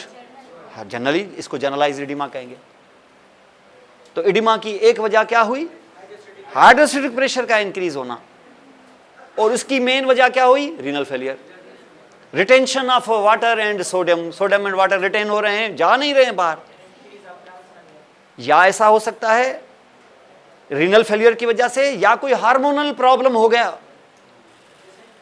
कोई हार्मोनल प्रॉब्लम हो गया अगर आपको, तो खास तौर पे एक ऐसा हार्मोन है जो वाटर और सोडियम को रीअब्सॉर्ब कराता है। कौन? एल्डोस्टेरोन। नॉर्मल एल्डोस्टेरोन है तो फिर तो ठीक है, लेकिन अगर एल्डोस्टेरोन बढ़ा हुआ है, कोई ट्यूमर है, कोई ऐसी चीज है जिसमें एल्डोस्टेरोन बढ़ गया, तो फिर क्या होगा? रिटेंशन। यूरिन कंसंट्रेटेड आएगा ही थोड़ा, वो सारा रीअब्सॉर्ब होकर वापस सोडियम समेत वापस, तो हाइड्रोस्टेटिक प्रेशर अंदर बढ़ जाएगा, पेशेंट एडिमा में। तो इसका मकसद ये है कि एडिमा की एक वजह क्या होगी? एडिमा की एक वजह होगी इंक्रीज्ड हाइड्रोस्टेटिक प्रेशर। और उसकी मैंने दो काजेस बताई। एक काज क्या है? रीनल फेलियर, और दूसरा काज है हाइपर एल्डोस्टेरोनिज्म। इसका दी हाइपर एल्डोस्टेरोनिज्म, जैसे कोन्स सिंड्रोम, जिसके अंदर आपके एडिनल कार्टेक्स का जो बाहर वाला लेयर है, जोना ग्लोमेरुलोसा, उसके अंदर जो है ट्यूमर हो जाता है और इतना शदीद तरीके से वो एल्डोस्टेरोन देना शुरू कर देता है। तो वहां ये प्रॉब्लम हो गया, तो आपको इस तरीके से यहां पर मिलेगा इसका दी रीनल, तो hyper aldosteronism.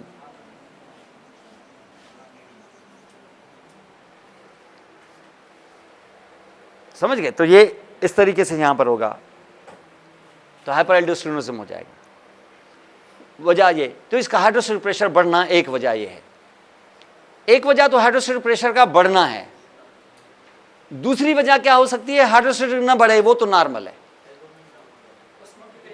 Osmotic pressure, अंकोटिक pressure कम हो जाए। माने अंकोटिक प्रेशर की मेन डिपेंडेंस किस पर है? किस पर? एल्ब्यूमिन पर। ये मैं इस वक्त जो एडिमा आपको बता रहा हूं ना, ये जनरलाइज एडिमा की बात हो रही है। ये अगर ये यहाँ हाइड्रोस्टेटिक प्रेशर बढ़ा हुआ है तो क्या सिर्फ एक जगह पर सोजन होगी कि थ्रू आउट होगी? जनरलाइज होगी। फेस ऐसे हो जाएगा, ऑर्बिट के अराउंड, खास तौर पे यहाँ, क्योंकि यहाँ पर सबकुटेनियस टिश्यू बहुत कम है। यहाँ से देखिए लूज है, आप अपनी आईलिड पे हाथ पकड़ोगे ऐसे करोगे बाहर आ जाएगी ऐसी, तो इतना बहुत ही कम टिश्यू होगा। तो उमूमन इस जगह पर होगा पेरी ऑर्बिटल एडिमा, मुंह सूजा हुआ होता है। ग्रेविटी की वजह से नीचे फ्लूइड ज्यादा बैठेगा। एंकल के अराउंड एडिमा होगी, पांव सूज जाते हैं, एंकल एडिमा, पेरिटिबियल एडिमा भी कहते हैं, ये एंकल एडिमा भी कहलाता है। जहां फ्री कैविटीज होंगी ना वहां पर भी आपका फ्लूइड भर जाएगा, जैसे एब्डोमिनल कैविटी, तो इधर उसको बोलेंगे असाइटिस।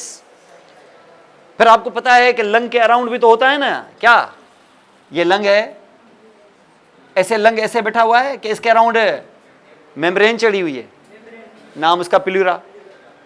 अब प्लूरा है तो ये देखिए प्लूरा, एक प्लूरा का लेयर तो इसके बिल्कुल चिपका हुआ है इसके साथ, विसरल प्लूरा, और फिर रिफ्लेक्ट होके ये हो जाएगा पैराइटल प्लूरा। तो ये पैराइटल और विसरल के बीच में क्या ये स्पेस नहीं है क्या, इसको बोलते हैं प्लूरल स्पेस। बहुत थिन स्पेस होती है, 3-4-5 ml फ्लूइड होता है, सिर्फ गीले होते हैं बस। लेकिन अगर इसमें फ्लूइड भर गया तो इतना फ्लूइड 1 लीटर तक भर सकता है, भर जाता है कोई डिजीज हो तो। जैसे पेट में पानी भर गया असाइटिस, तो इसमें भी पानी भर सकता है, इसको बोलते हैं प्लूरल इफ्यूजन, इसको बोलते हैं हाइड्रोथोरेक्स भी बोलते हैं इसको।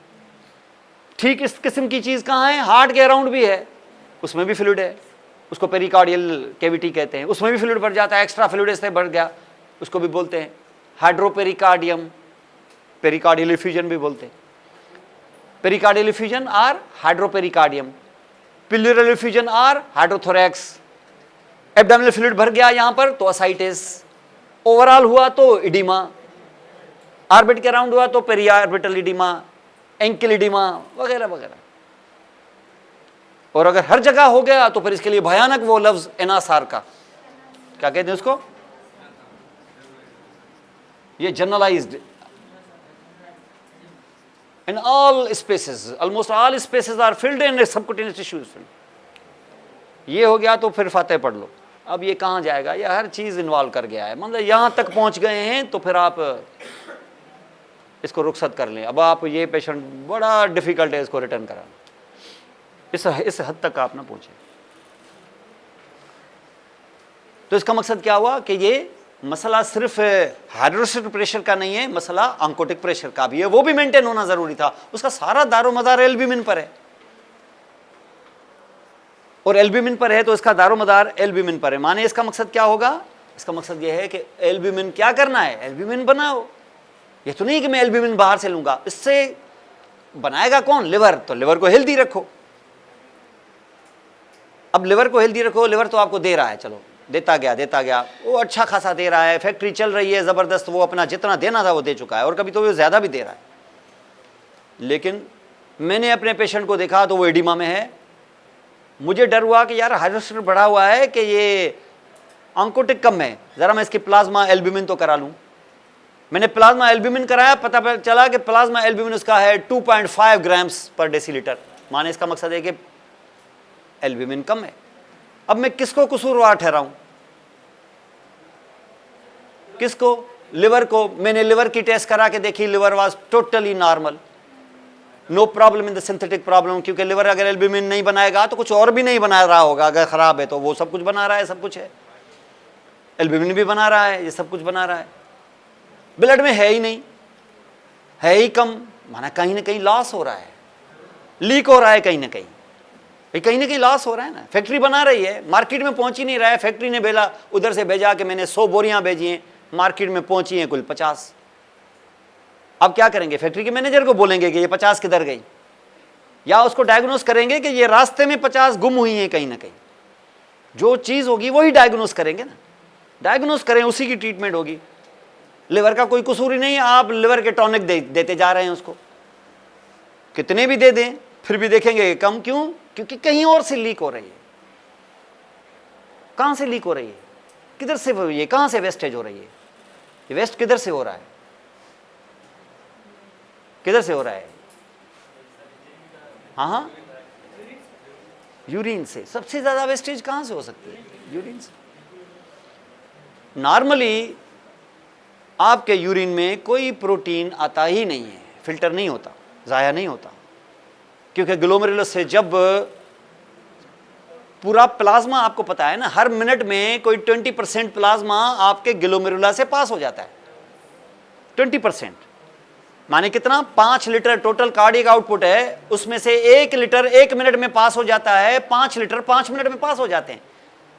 हार्ट से ब्लड पास होता है टोटल ब्लड 1 मिनट में, लेकिन किडनियों से पास होता है पूरा ब्लड तुम्हारा 5 मिनट में। पहले झटके में, पहले मिनट में कितना? 1 लीटर, दूसरे मिनट में कितना? दूसरा लीटर, तीसरे में, ऐसा 5 लीटर आपके किडनी से पास हो जाते हैं। 5 लीटर पास हो जाते हैं कितने में? 5 मिनट में। लेकिन फिल्टर क्या होता है? ब्लड का। कौन पास होता है? ब्लड। लेकिन ब्लड में प्लाज्मा कितना मौजूद है? 5 में से 3 लीटर। और फिल्टर कौन होगा? सेल होंगे कि प्लाज्मा होगा? प्लाज्मा होगा। सेल में से एक सेल भी तुम्हारा यूरिन में नहीं आता है, माना सेल फिल्टर नहीं होते हैं। कौन फिल्टर होता है? प्लाज्मा फिल्टर होता है। और प्लाज्मा में भी 92% वाटर है, 1% glucose, amino acids, fatty acids फला है, 7% तुम्हारा प्लाज्मा प्रोटीन है। सब एल्ब्यूमिन नहीं है, ग्लोबुलिन भी है, सब मिला के है। चलो एल्ब्यूमिन है। जब ये फिल्टर होने की कोशिश करते हैं तो फिर प्लाज्मा प्रोटीन भी सेल्स की तरह ये भी फिल्टर नहीं हो पाता। ये भी ऐसे घूम के ऐसे चला जाता है वापस ब्लड के अंदर, ये भी फिल्टर नहीं होता। और फिल्टर जो होगा वही यूरिन बनेगा, जाहिर है। तो इसका मतलब है कि जब फिल्टर ही नहीं होगा तो क्या यूरिन में आएगा? क्या ये नहीं आएगा। तो आएगा कौन? वाटर। क्या सिर्फ वाटर के वो 1% glucose, amino acid, fatty acids, ये भी फिल्टर होते हैं। तो फिल्टर कौन होता है? 92% water, 7% plasma protein, 1% glucose, amino acids and different ions. तो उसमें -7% प्लाज्मा प्रोटीन फिल्टर नहीं होते। बाकी क्या फिल्टर हो जाता है? वाटर और अमाइनो एसिड्स और एवरीथिंग लाइक दिस यार, वो फिल्टर हो जाते हैं। आप बोले सर इसका मकसद है ग्लूकोज भी फिल्टर होता है? बिल्कुल होता है। क्या अमाइनो एसिड नहीं होते? वो भी होते हैं। फैटी एसिड्स वो भी होते हैं। कैल्शियम, सोडियम, फला फला, ये सब भी फिल्टर होते हैं। आप सर जब सब फिल्टर हो जाते हैं तो फिर सारे के सारे क्यों नहीं आ जाते मेरे यूरिन में? भाई सारे के सारे नहीं आते। वैसे जो पानी फिल्टर हो जाता है वो भी पर मिनट 125 पर मिनट आपका ग्लोमेरुलर फिल्ट्रेशन रेट है। और पर मिनट अगर ग्लोमेरुलर फिल्ट्रेशन रेट इतना है तो फिर आप ये सवाल क्यों नहीं कर रहे थे कि सर मेरा तो 125 फिल्टर हुआ था तो 125 यूरिन क्यों नहीं बना? यूरिन 125 बन जाता तो आपका पूरा प्लाज्मा जो पूरे बॉडी में है 20 मिनट में तुम्हारा कमोड में पड़ा हुआ था, सारी यूरिन में निकल जाता वाटर। फिर पीछे क्या रह जाता? पीछे सिर्फ सेल्स होते, प्लाज्मा प्रोटीन होता, और वो क्या फिर फ्लूइड होता कि सॉलिड बन जाता? तो क्या फ्लो करता? क्या नहीं, 20 मिनट में आप खत्म, पीछे कचरा पड़ा हुआ है। तो इसका मकसद यह है कि ये 125 प्रेशर के लिए तो निकल जाता है, लेकिन उसमें रास्ते में 124 वापस ब्लड में रीअब्सॉर्ब हो जाता है। और अगर रीअब्सॉर्ब हो जाता है तो ठीक है, ग्लूकोज भी चला जाए बाहर तो फिल्टर हो जाता है ग्लूकोज, लेकिन वो फिर वापस फौरन आ जाता है। तो यूरिन में ग्लूकोज भी अपीयर नहीं होता है। तो आप कहेंगे सर सोडियम जो निकलता है उसका क्या करूं? सोडियम भी निकल जाता है, लेकिन हिसाब किताब से सोडियम अगर आपको जरूरत ज्यादा है तो फिर वो रीअब्सॉर्ब हो जाएगा, यूरिन में बहुत ही कम आएगा। अगर आपका पीछे ज्यादा है तो रीअब्सॉर्ब कम होगा, यूरिन में ज्यादा आ जाएगा। लेकिन प्रोटीन का कोई खेल नहीं है, प्रोटीन आते ही नहीं है, वो जो आए फिर वापस, जो आए फिर वापस। लेकिन अगर तुम्हारे ग्लोमेरुलस में सुराख हैं बड़े, तुम्हारी वो छलनी जो है वो उसमें सुराख बड़े हो गए हैं, तो जब डालेंगे अंदर तो क्या पत्ती रुक जाएगी कि पत्ती तुम्हारी चाय चीनी में चली, उसमें चाय में चली जाएगी? तो वो जो पत्ती चाय में चली गई है ये एल्ब्यूमिन चला गया है। क्यों है? क्योंकि तुम्हारी छलनी जो है उसमें सुराख बड़े हो गए, कोई डिजीज हो गई है। किसकी? किडनी के किस चीज की? नेफ्रॉन के किस चीज की? ग्लोमेरुलस की। तो तुम्हें हो गया है ग्लोमेरुलोनेफ्राइटिस। और ग्लोमेरुलोनेफ्राइटिस से तकरीबन सारी डिजीजेस ऑटो इम्यून ही होती हैं, auto immune diseases. 7-8 auto immune disease होती हैं। फिर हमें शक होता है कि यार इतनी प्रोटीन आ गई है उसको, वो पीछे लिवर जो है वो देखेगा कि ये तो डेली प्रोटीन इतनी लूज कर रहा है तो वो अपनी प्रोडक्शन को बढ़ाएगा, लेकिन भाई कितना बढ़ा पाएगा? अगर तुम डेली लूज कर रहे हो तो तुम शुरू में क्या करवाओगे? शुरू में तुम, अब ये पेशेंट क्या इसका प्लाज्मा एल्ब्यूमिन सेम रहेगा कि ब्लड का एल्ब्यूमिन कम हो जाएगा, उसका ऑन्कोटिक कम हो जाएगी, तो क्या एडिमा नहीं होगा इसको? तो उमूमन आपने देखे हैं कि जिन लोगों को यूरिन में ज़्यादा प्रोटीन आता है उनके उमूमन फेस स्वेलिंग हो जाती है, ये पेरिऑर्बिटल एडिमा ज़्यादा होता है। बाद में तो फिर जनरलाइज आगे भी चला जाता है। तो ये वजह इसकी क्या, हाइड्रोस्टैटिक प्रेशर का बढ़ना है कि ऑन्कोटिक का कम होना है? और कम की क्या वजह है? लेस सिंथेसिस के मोर वेस्टेज। कितना वेस्टेज, ये करने के लिए फिर आप पहले तो आपने एक आम सी 200 रुपए की यूरिन डीआर करा ली, इससे तुम्हें पता चला लिखा हुआ है प्रोटीन 4+, वरना लिखा हुआ होता है निल, अब लिखा हुआ है +1, और एक बंदे में तो आ गया है +4। डर जाएंगे आप, इतना प्रोटीन क्यों आ रहा है, इसका कितना आ रहा है? क्वांटिटी का तो नहीं पता चला। फिर मैं क्या करूंगा, मैं देखूंगा कि ये 24 आवर्स में कितना दे रहा है बाहर प्रोटीन, फिर मैं अगला टेस्ट लिख के दूंगा इसको। इसलिए आप शुरू में जो बेसलाइन होती है टेस्ट वो कराया करें, अगर एनीमिया है या नहीं है। ऐसे नहीं कि मैं देखूं यार इसको आयरन डेफिशिएंसी तो नहीं, पहले देखो सही एनीमिया है भी कि नहीं। तो आप एक आम सीबीसी करा ले 100-125 रुपए की, तो सीबीसी करा के जब उसके इंडाइसिस पढ़ेंगे तो उससे आइडिया हो जाएगा आपको एनीमिया तो है। एनीमिया है तो किस टाइप का एनीमिया है। अब उसके लिए मैं थोड़ा सा लिख के दूं, आयरन प्रोफाइल लिख के दूं मैं उसको, B12 फोलेट फलां ये वो, फिर जाके कोई एक और टेस्ट आप लिख के दे, वरना पहले पता तो लगाएं कि उसको एनीमिया है भी कि नहीं।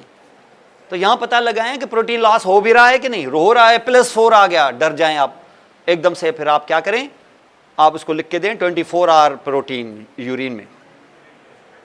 उसके लिए फिर आप जब लैब में जाएंगे तो लैब में आपको एक जग जैसी चीज़ एक दे देंगे, जैसे आप यूरिन डीआर के लिए एक छोटा सा एक बक्सा दे, छोटा सा एक बॉटल दे देते हैं, इसके लिए आपको एक जग जैसी चीज़ देंगे और आपको बोलेंगे कि आप एक टाइम फिक्स करके अगले उस दिन तक आप पूरे 24 आवर्स में अपनी यूरिन इसमें पास करें।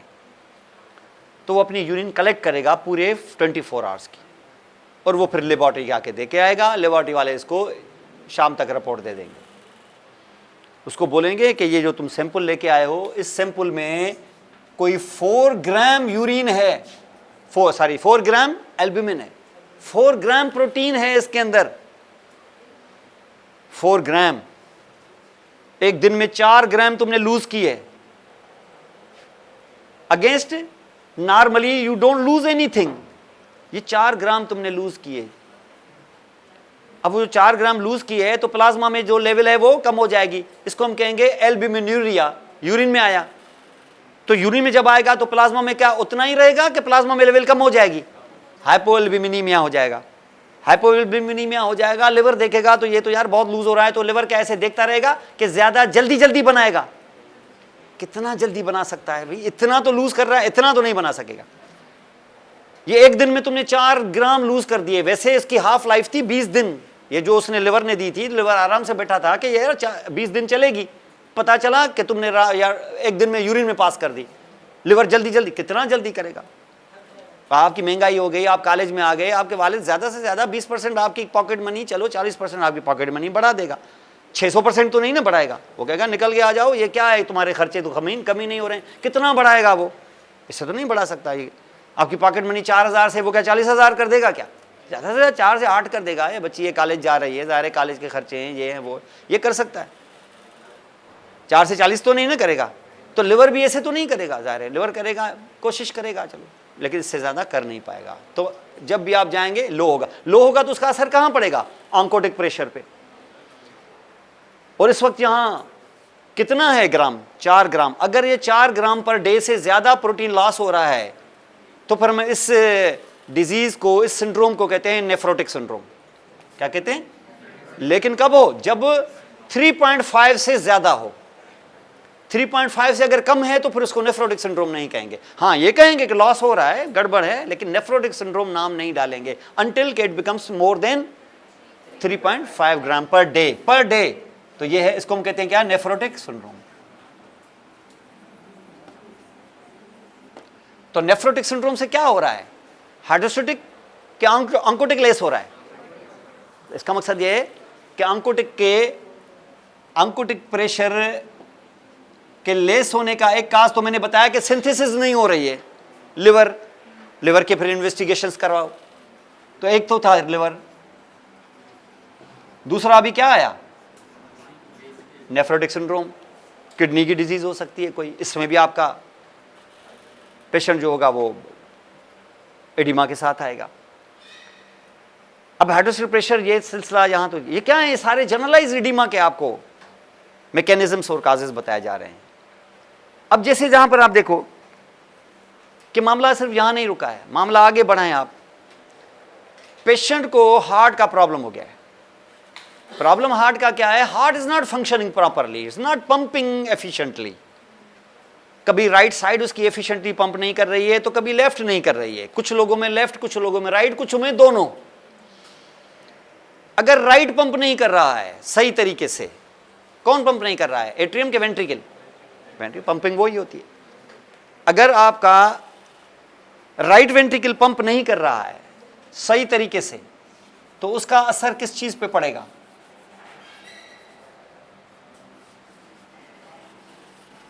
अब देखिए, वंस अगेन मैं आपको बता रहा हूं, वंस अगेन हाइड्रोस्टेटिक प्रेशर। अब एक और एग्जांपल बता रहा हूं, ये तो एग्जांपल है ही, एक और एग्जांपल बता रहा हूं जहां फिर हाइड्रोस्टेटिक प्रेशर बढ़ रहा है। अभी दो आंकोटिक प्रेशर वाले दिखाए, अभी दो हाइड्रोस्टेटिक वाले भी बताए, अभी हाइड्रोस्टेटिक का एक और मैकेनिज्म बता रहा हूं। ये है heart, 4 chambered heart, right side left side, atrium ventricle, atrium ventricle. अब आपका ये है राइट साइड का राइट एट्रियम, क्या रिसीव करता है यहां और ऊपर से सुपीरियर वेना केवा। ठीक है, एट्रियम में जो ब्लड कलेक्ट होगा आएगा किधर? वेंट्रिकल में। वो जो वेंट्रिकल में कलेक्ट होगा वो कहां जाएगा? पल्मोनरी आर्टरी में। अब ये वेंट्रिकल पंप नहीं कर रहा है सही, वजह कुछ भी हो सकती है, वजह में हम नहीं जाएंगे फिलहाल। पंप नहीं कर रहा है। अब पंप नहीं कर रहा है, ये हो सकता है कि आगे से कोई ऑब्स्ट्रक्शन हो, आगे से पल्मोनरी आर्टरी में कोई प्रेशर बढ़ा हुआ हो, आगे से कोई लंग में प्रॉब्लम हो। लंग में प्रॉब्लम होगा तो मैं कितना भी पंप करूं आगे से स्लो जाएगा, आगे से ब्लड स्लो जाएगा। पंप सही नहीं कर रहा है, बस आप इतना समझ लें। Thank you.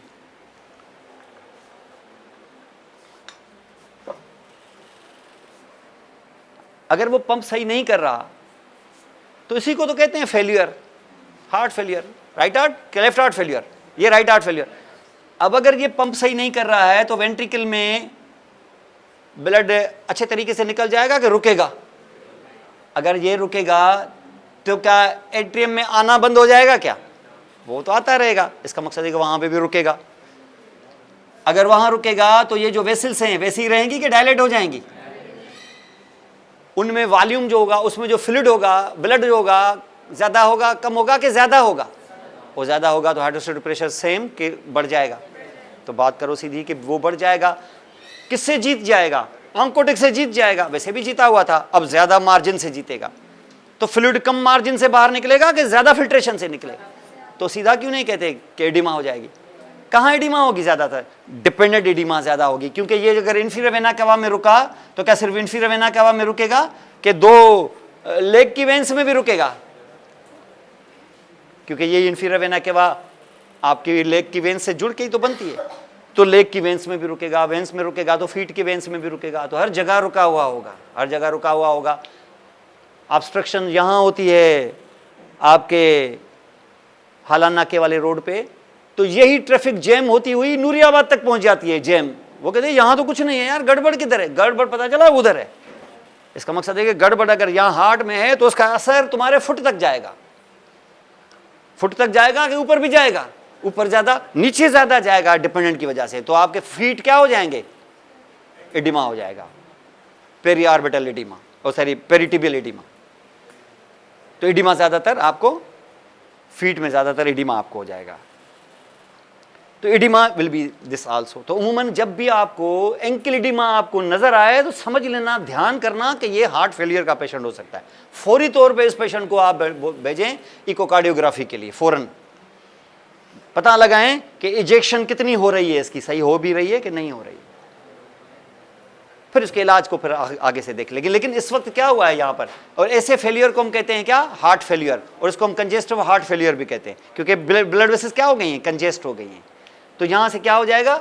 ये हाइड्रोस्टेटिक प्रेशर की एक बड़ी वजह क्या हो जाएगी? Heart failure.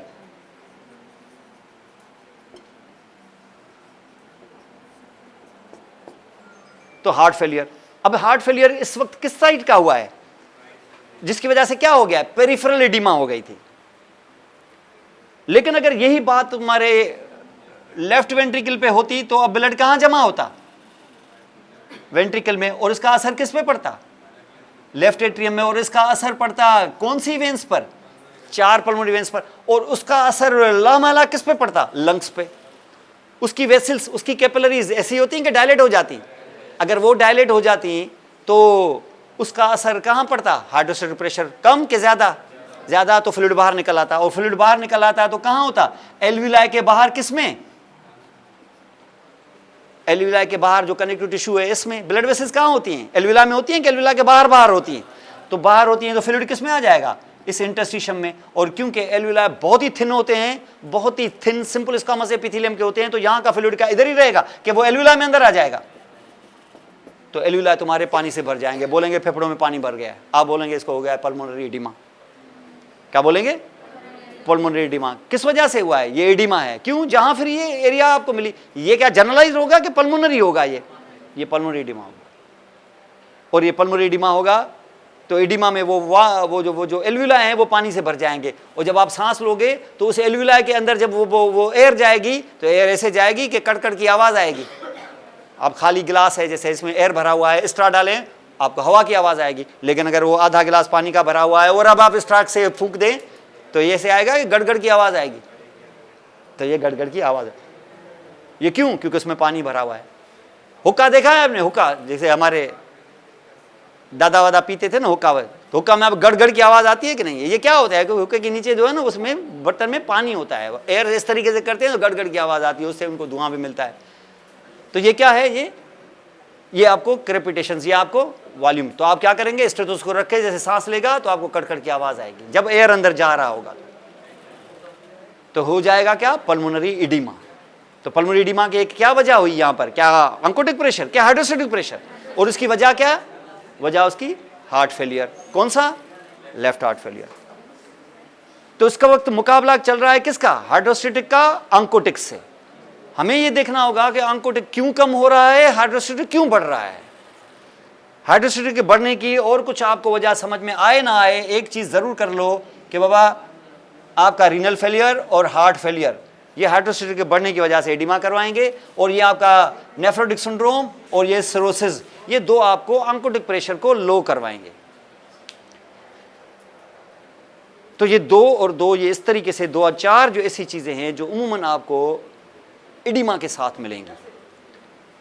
और फिर आगे से हम देखेंगे कि इसकी क्या मैनेजमेंट हो सकती है, कैसे हम किस चीज को ट्रीट करें। लेकिन हमें कंसेप्ट होना चाहिए कि ये एडिमा जो है ये किस वजह से हो रहा है। फिर ये और बात है कि हम हाइड्रोस्टैटिक को कम करने की कोशिश करेंगे। जहां हाइड्रोस्टैटिक बढ़ा है वहां उसको कम करो, जहां अंकोटिक कम हुआ है वहां उसको ज्यादा करो। कैसे? हाइड्रोस्टैटिक को कम करो, क्या करोगे? प्लाज्मा को बाहर निकालो, वॉल्यूम कम करो। हाइड्रोस्टैटिक किस वजह से बढ़ा था? प्लाज्मा वॉल्यूम बढ़ा है, तो वॉल्यूम को कम करो, लोड कम करो। लोड कैसे कम करोगे? प्लाज्मा को निकालो। कैसे निकालोगे? यूरिन को बढ़ाओ, डायूरेटिक दे दो। तो मेन स्टे ऑफ ट्रीटमेंट क्या होती है? डायूरेटिक बढ़ाओ, वॉल्यूम कम करो, ताकि हाइड्रोस्टैटिक प्रेशर कम हो, ताकि एडिमा कम हो। लोग जो है ना वो 10-10, 12-12, 30-20 केजी तक वेट लूज कर जाते हैं डायूरेटिक से। 20-20 केजी भी हमने वेट कम होते हुए देखे, इतना अंदर एडिमा हो जाता है। फिर हाइड्रोस्टैटिक प्रेशर, फिर हम डायूरेटिक से उसका वेट आस्ते आस्ते आस्ते आस्ते कम करते हैं। तो हार्ट फेलियर में मेन स्टे ऑफ ट्रीटमेंट क्या है? डायूरेटिक्स। स्टार्ट करें डायूरेटिक फौरन। लेसिक्स इतनी हाई सीलिंग डायूरेटिक्स दे देते, इतना यूरिन आ, यूरिन से ही निकलेगा, ये हार्ट पे दबाव कम पड़ेगा। और अगर आपको ये पता चल जाए कि अंकोटिक का मसला है तो फिर क्या करो? अंकोटिक का मसला है, एक तो बना नहीं रहा है, पता चला बना रहा है, ये लूज हो रहा है। अब की बार क्या करो? क्या करें? एंटी डायूरेटिक दे दें, और डायूरेसिस ना हो, पानी और बढ़ाओ ताकि और एडिमा हो। भाई जो मसला है उसको हल करो। मसला क्या है? एल्ब्यूमिन कम है, तो मसला हल करो। कैसे हल करो? लिवर अगर नहीं बना रहा तो क्या करो? लिवर को बोलो कान में कि यार बनाओ, क्या कर रहे हो?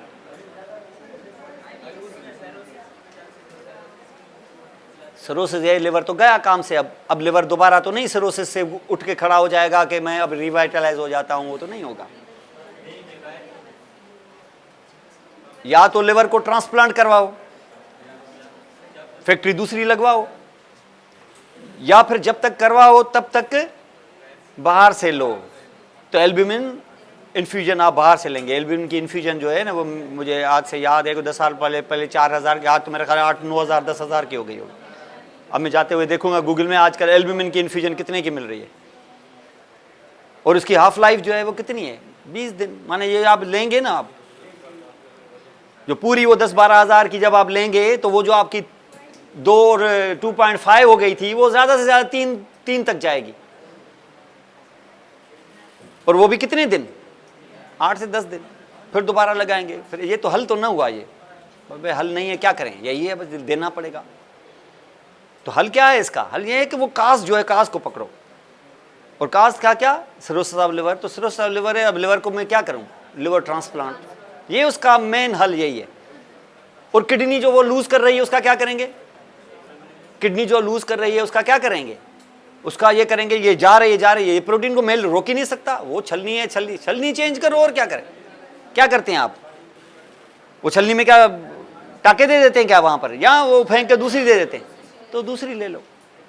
दूसरी माने क्या, वंस अगेन अभी रीनल ट्रांसप्लांट कराओ, तो रीनल ट्रांसप्लांट करा देंगे। मतलब ये हल है इसका, इसके अलावा और कोई हल नहीं है। तो ये सिलसिले इस तरीके। लेकिन जब तक ये करें तब तक क्या करना है, तब तक आप फिर आप ये नहीं करेंगे कि सिर्फ ऑन्कोटिक को बढ़ाना है, ऑन्कोटिक को भी बढ़ाएंगे, और ऐसे हालात में हाइड्रोसिटिक को भी कम करना है। तो ऐसे हालात में भी आप कुछ ऑन्कोटिक आप कितना नॉर्मल कर सकते हैं, नॉर्मल नहीं कर सकते आप इतना, तो क्या करेंगे, थोड़ा सा हाइड्रोसिटिक को कम, ताकि मुकाबला थोड़ा सा कम हो। आप किसी के साथ अगर आप लड़ नहीं सकते, तो आप क्या करें, इलेक्शन में नहीं लड़ सकते, उसके आधे लोगों को गिरफ्तार करवा दो, ताकि फ्री इलेक्शन ही ना हो। वो करते हैं ना, यहाँ पे पाकिस्तान में ऐसे ही होता है ना, जब इलेक्शन होता है, जिनकी हिमायत करते हैं दूसरे को गिरफ्तार करा देते हैं। जब इमरान खान को लाना चाहते थे, तब मियाँ जी को जो है ना, वो पहले बाहर निकाला यहाँ से, जेल में फिर बाहर निकाला, फिर इलेक्शन लड़वाया, और अब मियाँ को आना चाहते हैं तो इसको जेल में, यानी फ्री किस्म का, फेयर किस्म का मुकाबला ना हो, वन साइडेड। लेकिन इस दफा जो है ना, तुम लोगों ने, नौजवानों ने जो है ना, वो रंग में भंग डाल दी, वो गिरफ्तार वाले को बजा के वोट दिए ढूंढ के। वो काजी साहब ने उनका बला भी छीन लिया, फिर भी तुम लोगों ने ढूंढ के भी बैंगनों को जाके ठप्पे मारे। ये सारे नौजवानों ने इस दफा जो है ना, रंग में भंग डाल दिए। ये अच्छा नहीं किया तुम लोगों ने।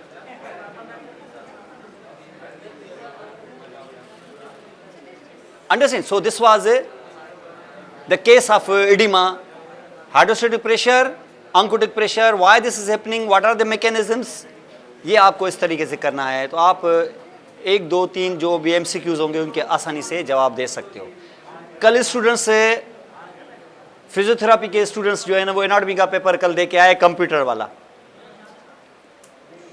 पहला एग्जाम है ना, इन लोगों ने, मैंने पूछा कितना, एक स्टूडेंट मुझे बोलती है सर 1 घंटे का पेपर था, मैं 20 मिनट में करके आई हूं। अच्छी स्टूडेंट थी, लेकिन कोई चीख नहीं रहा था, बोला सर बहुत इजी पेपर।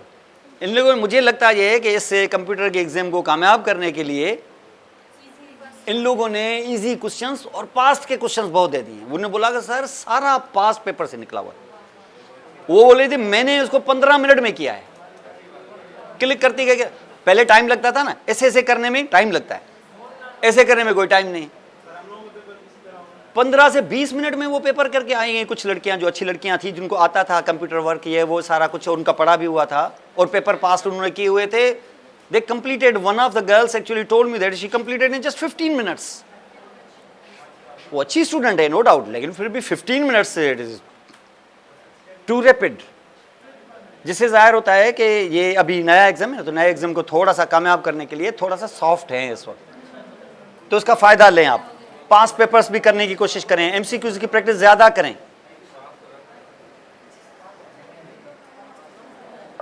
तो this was your class today.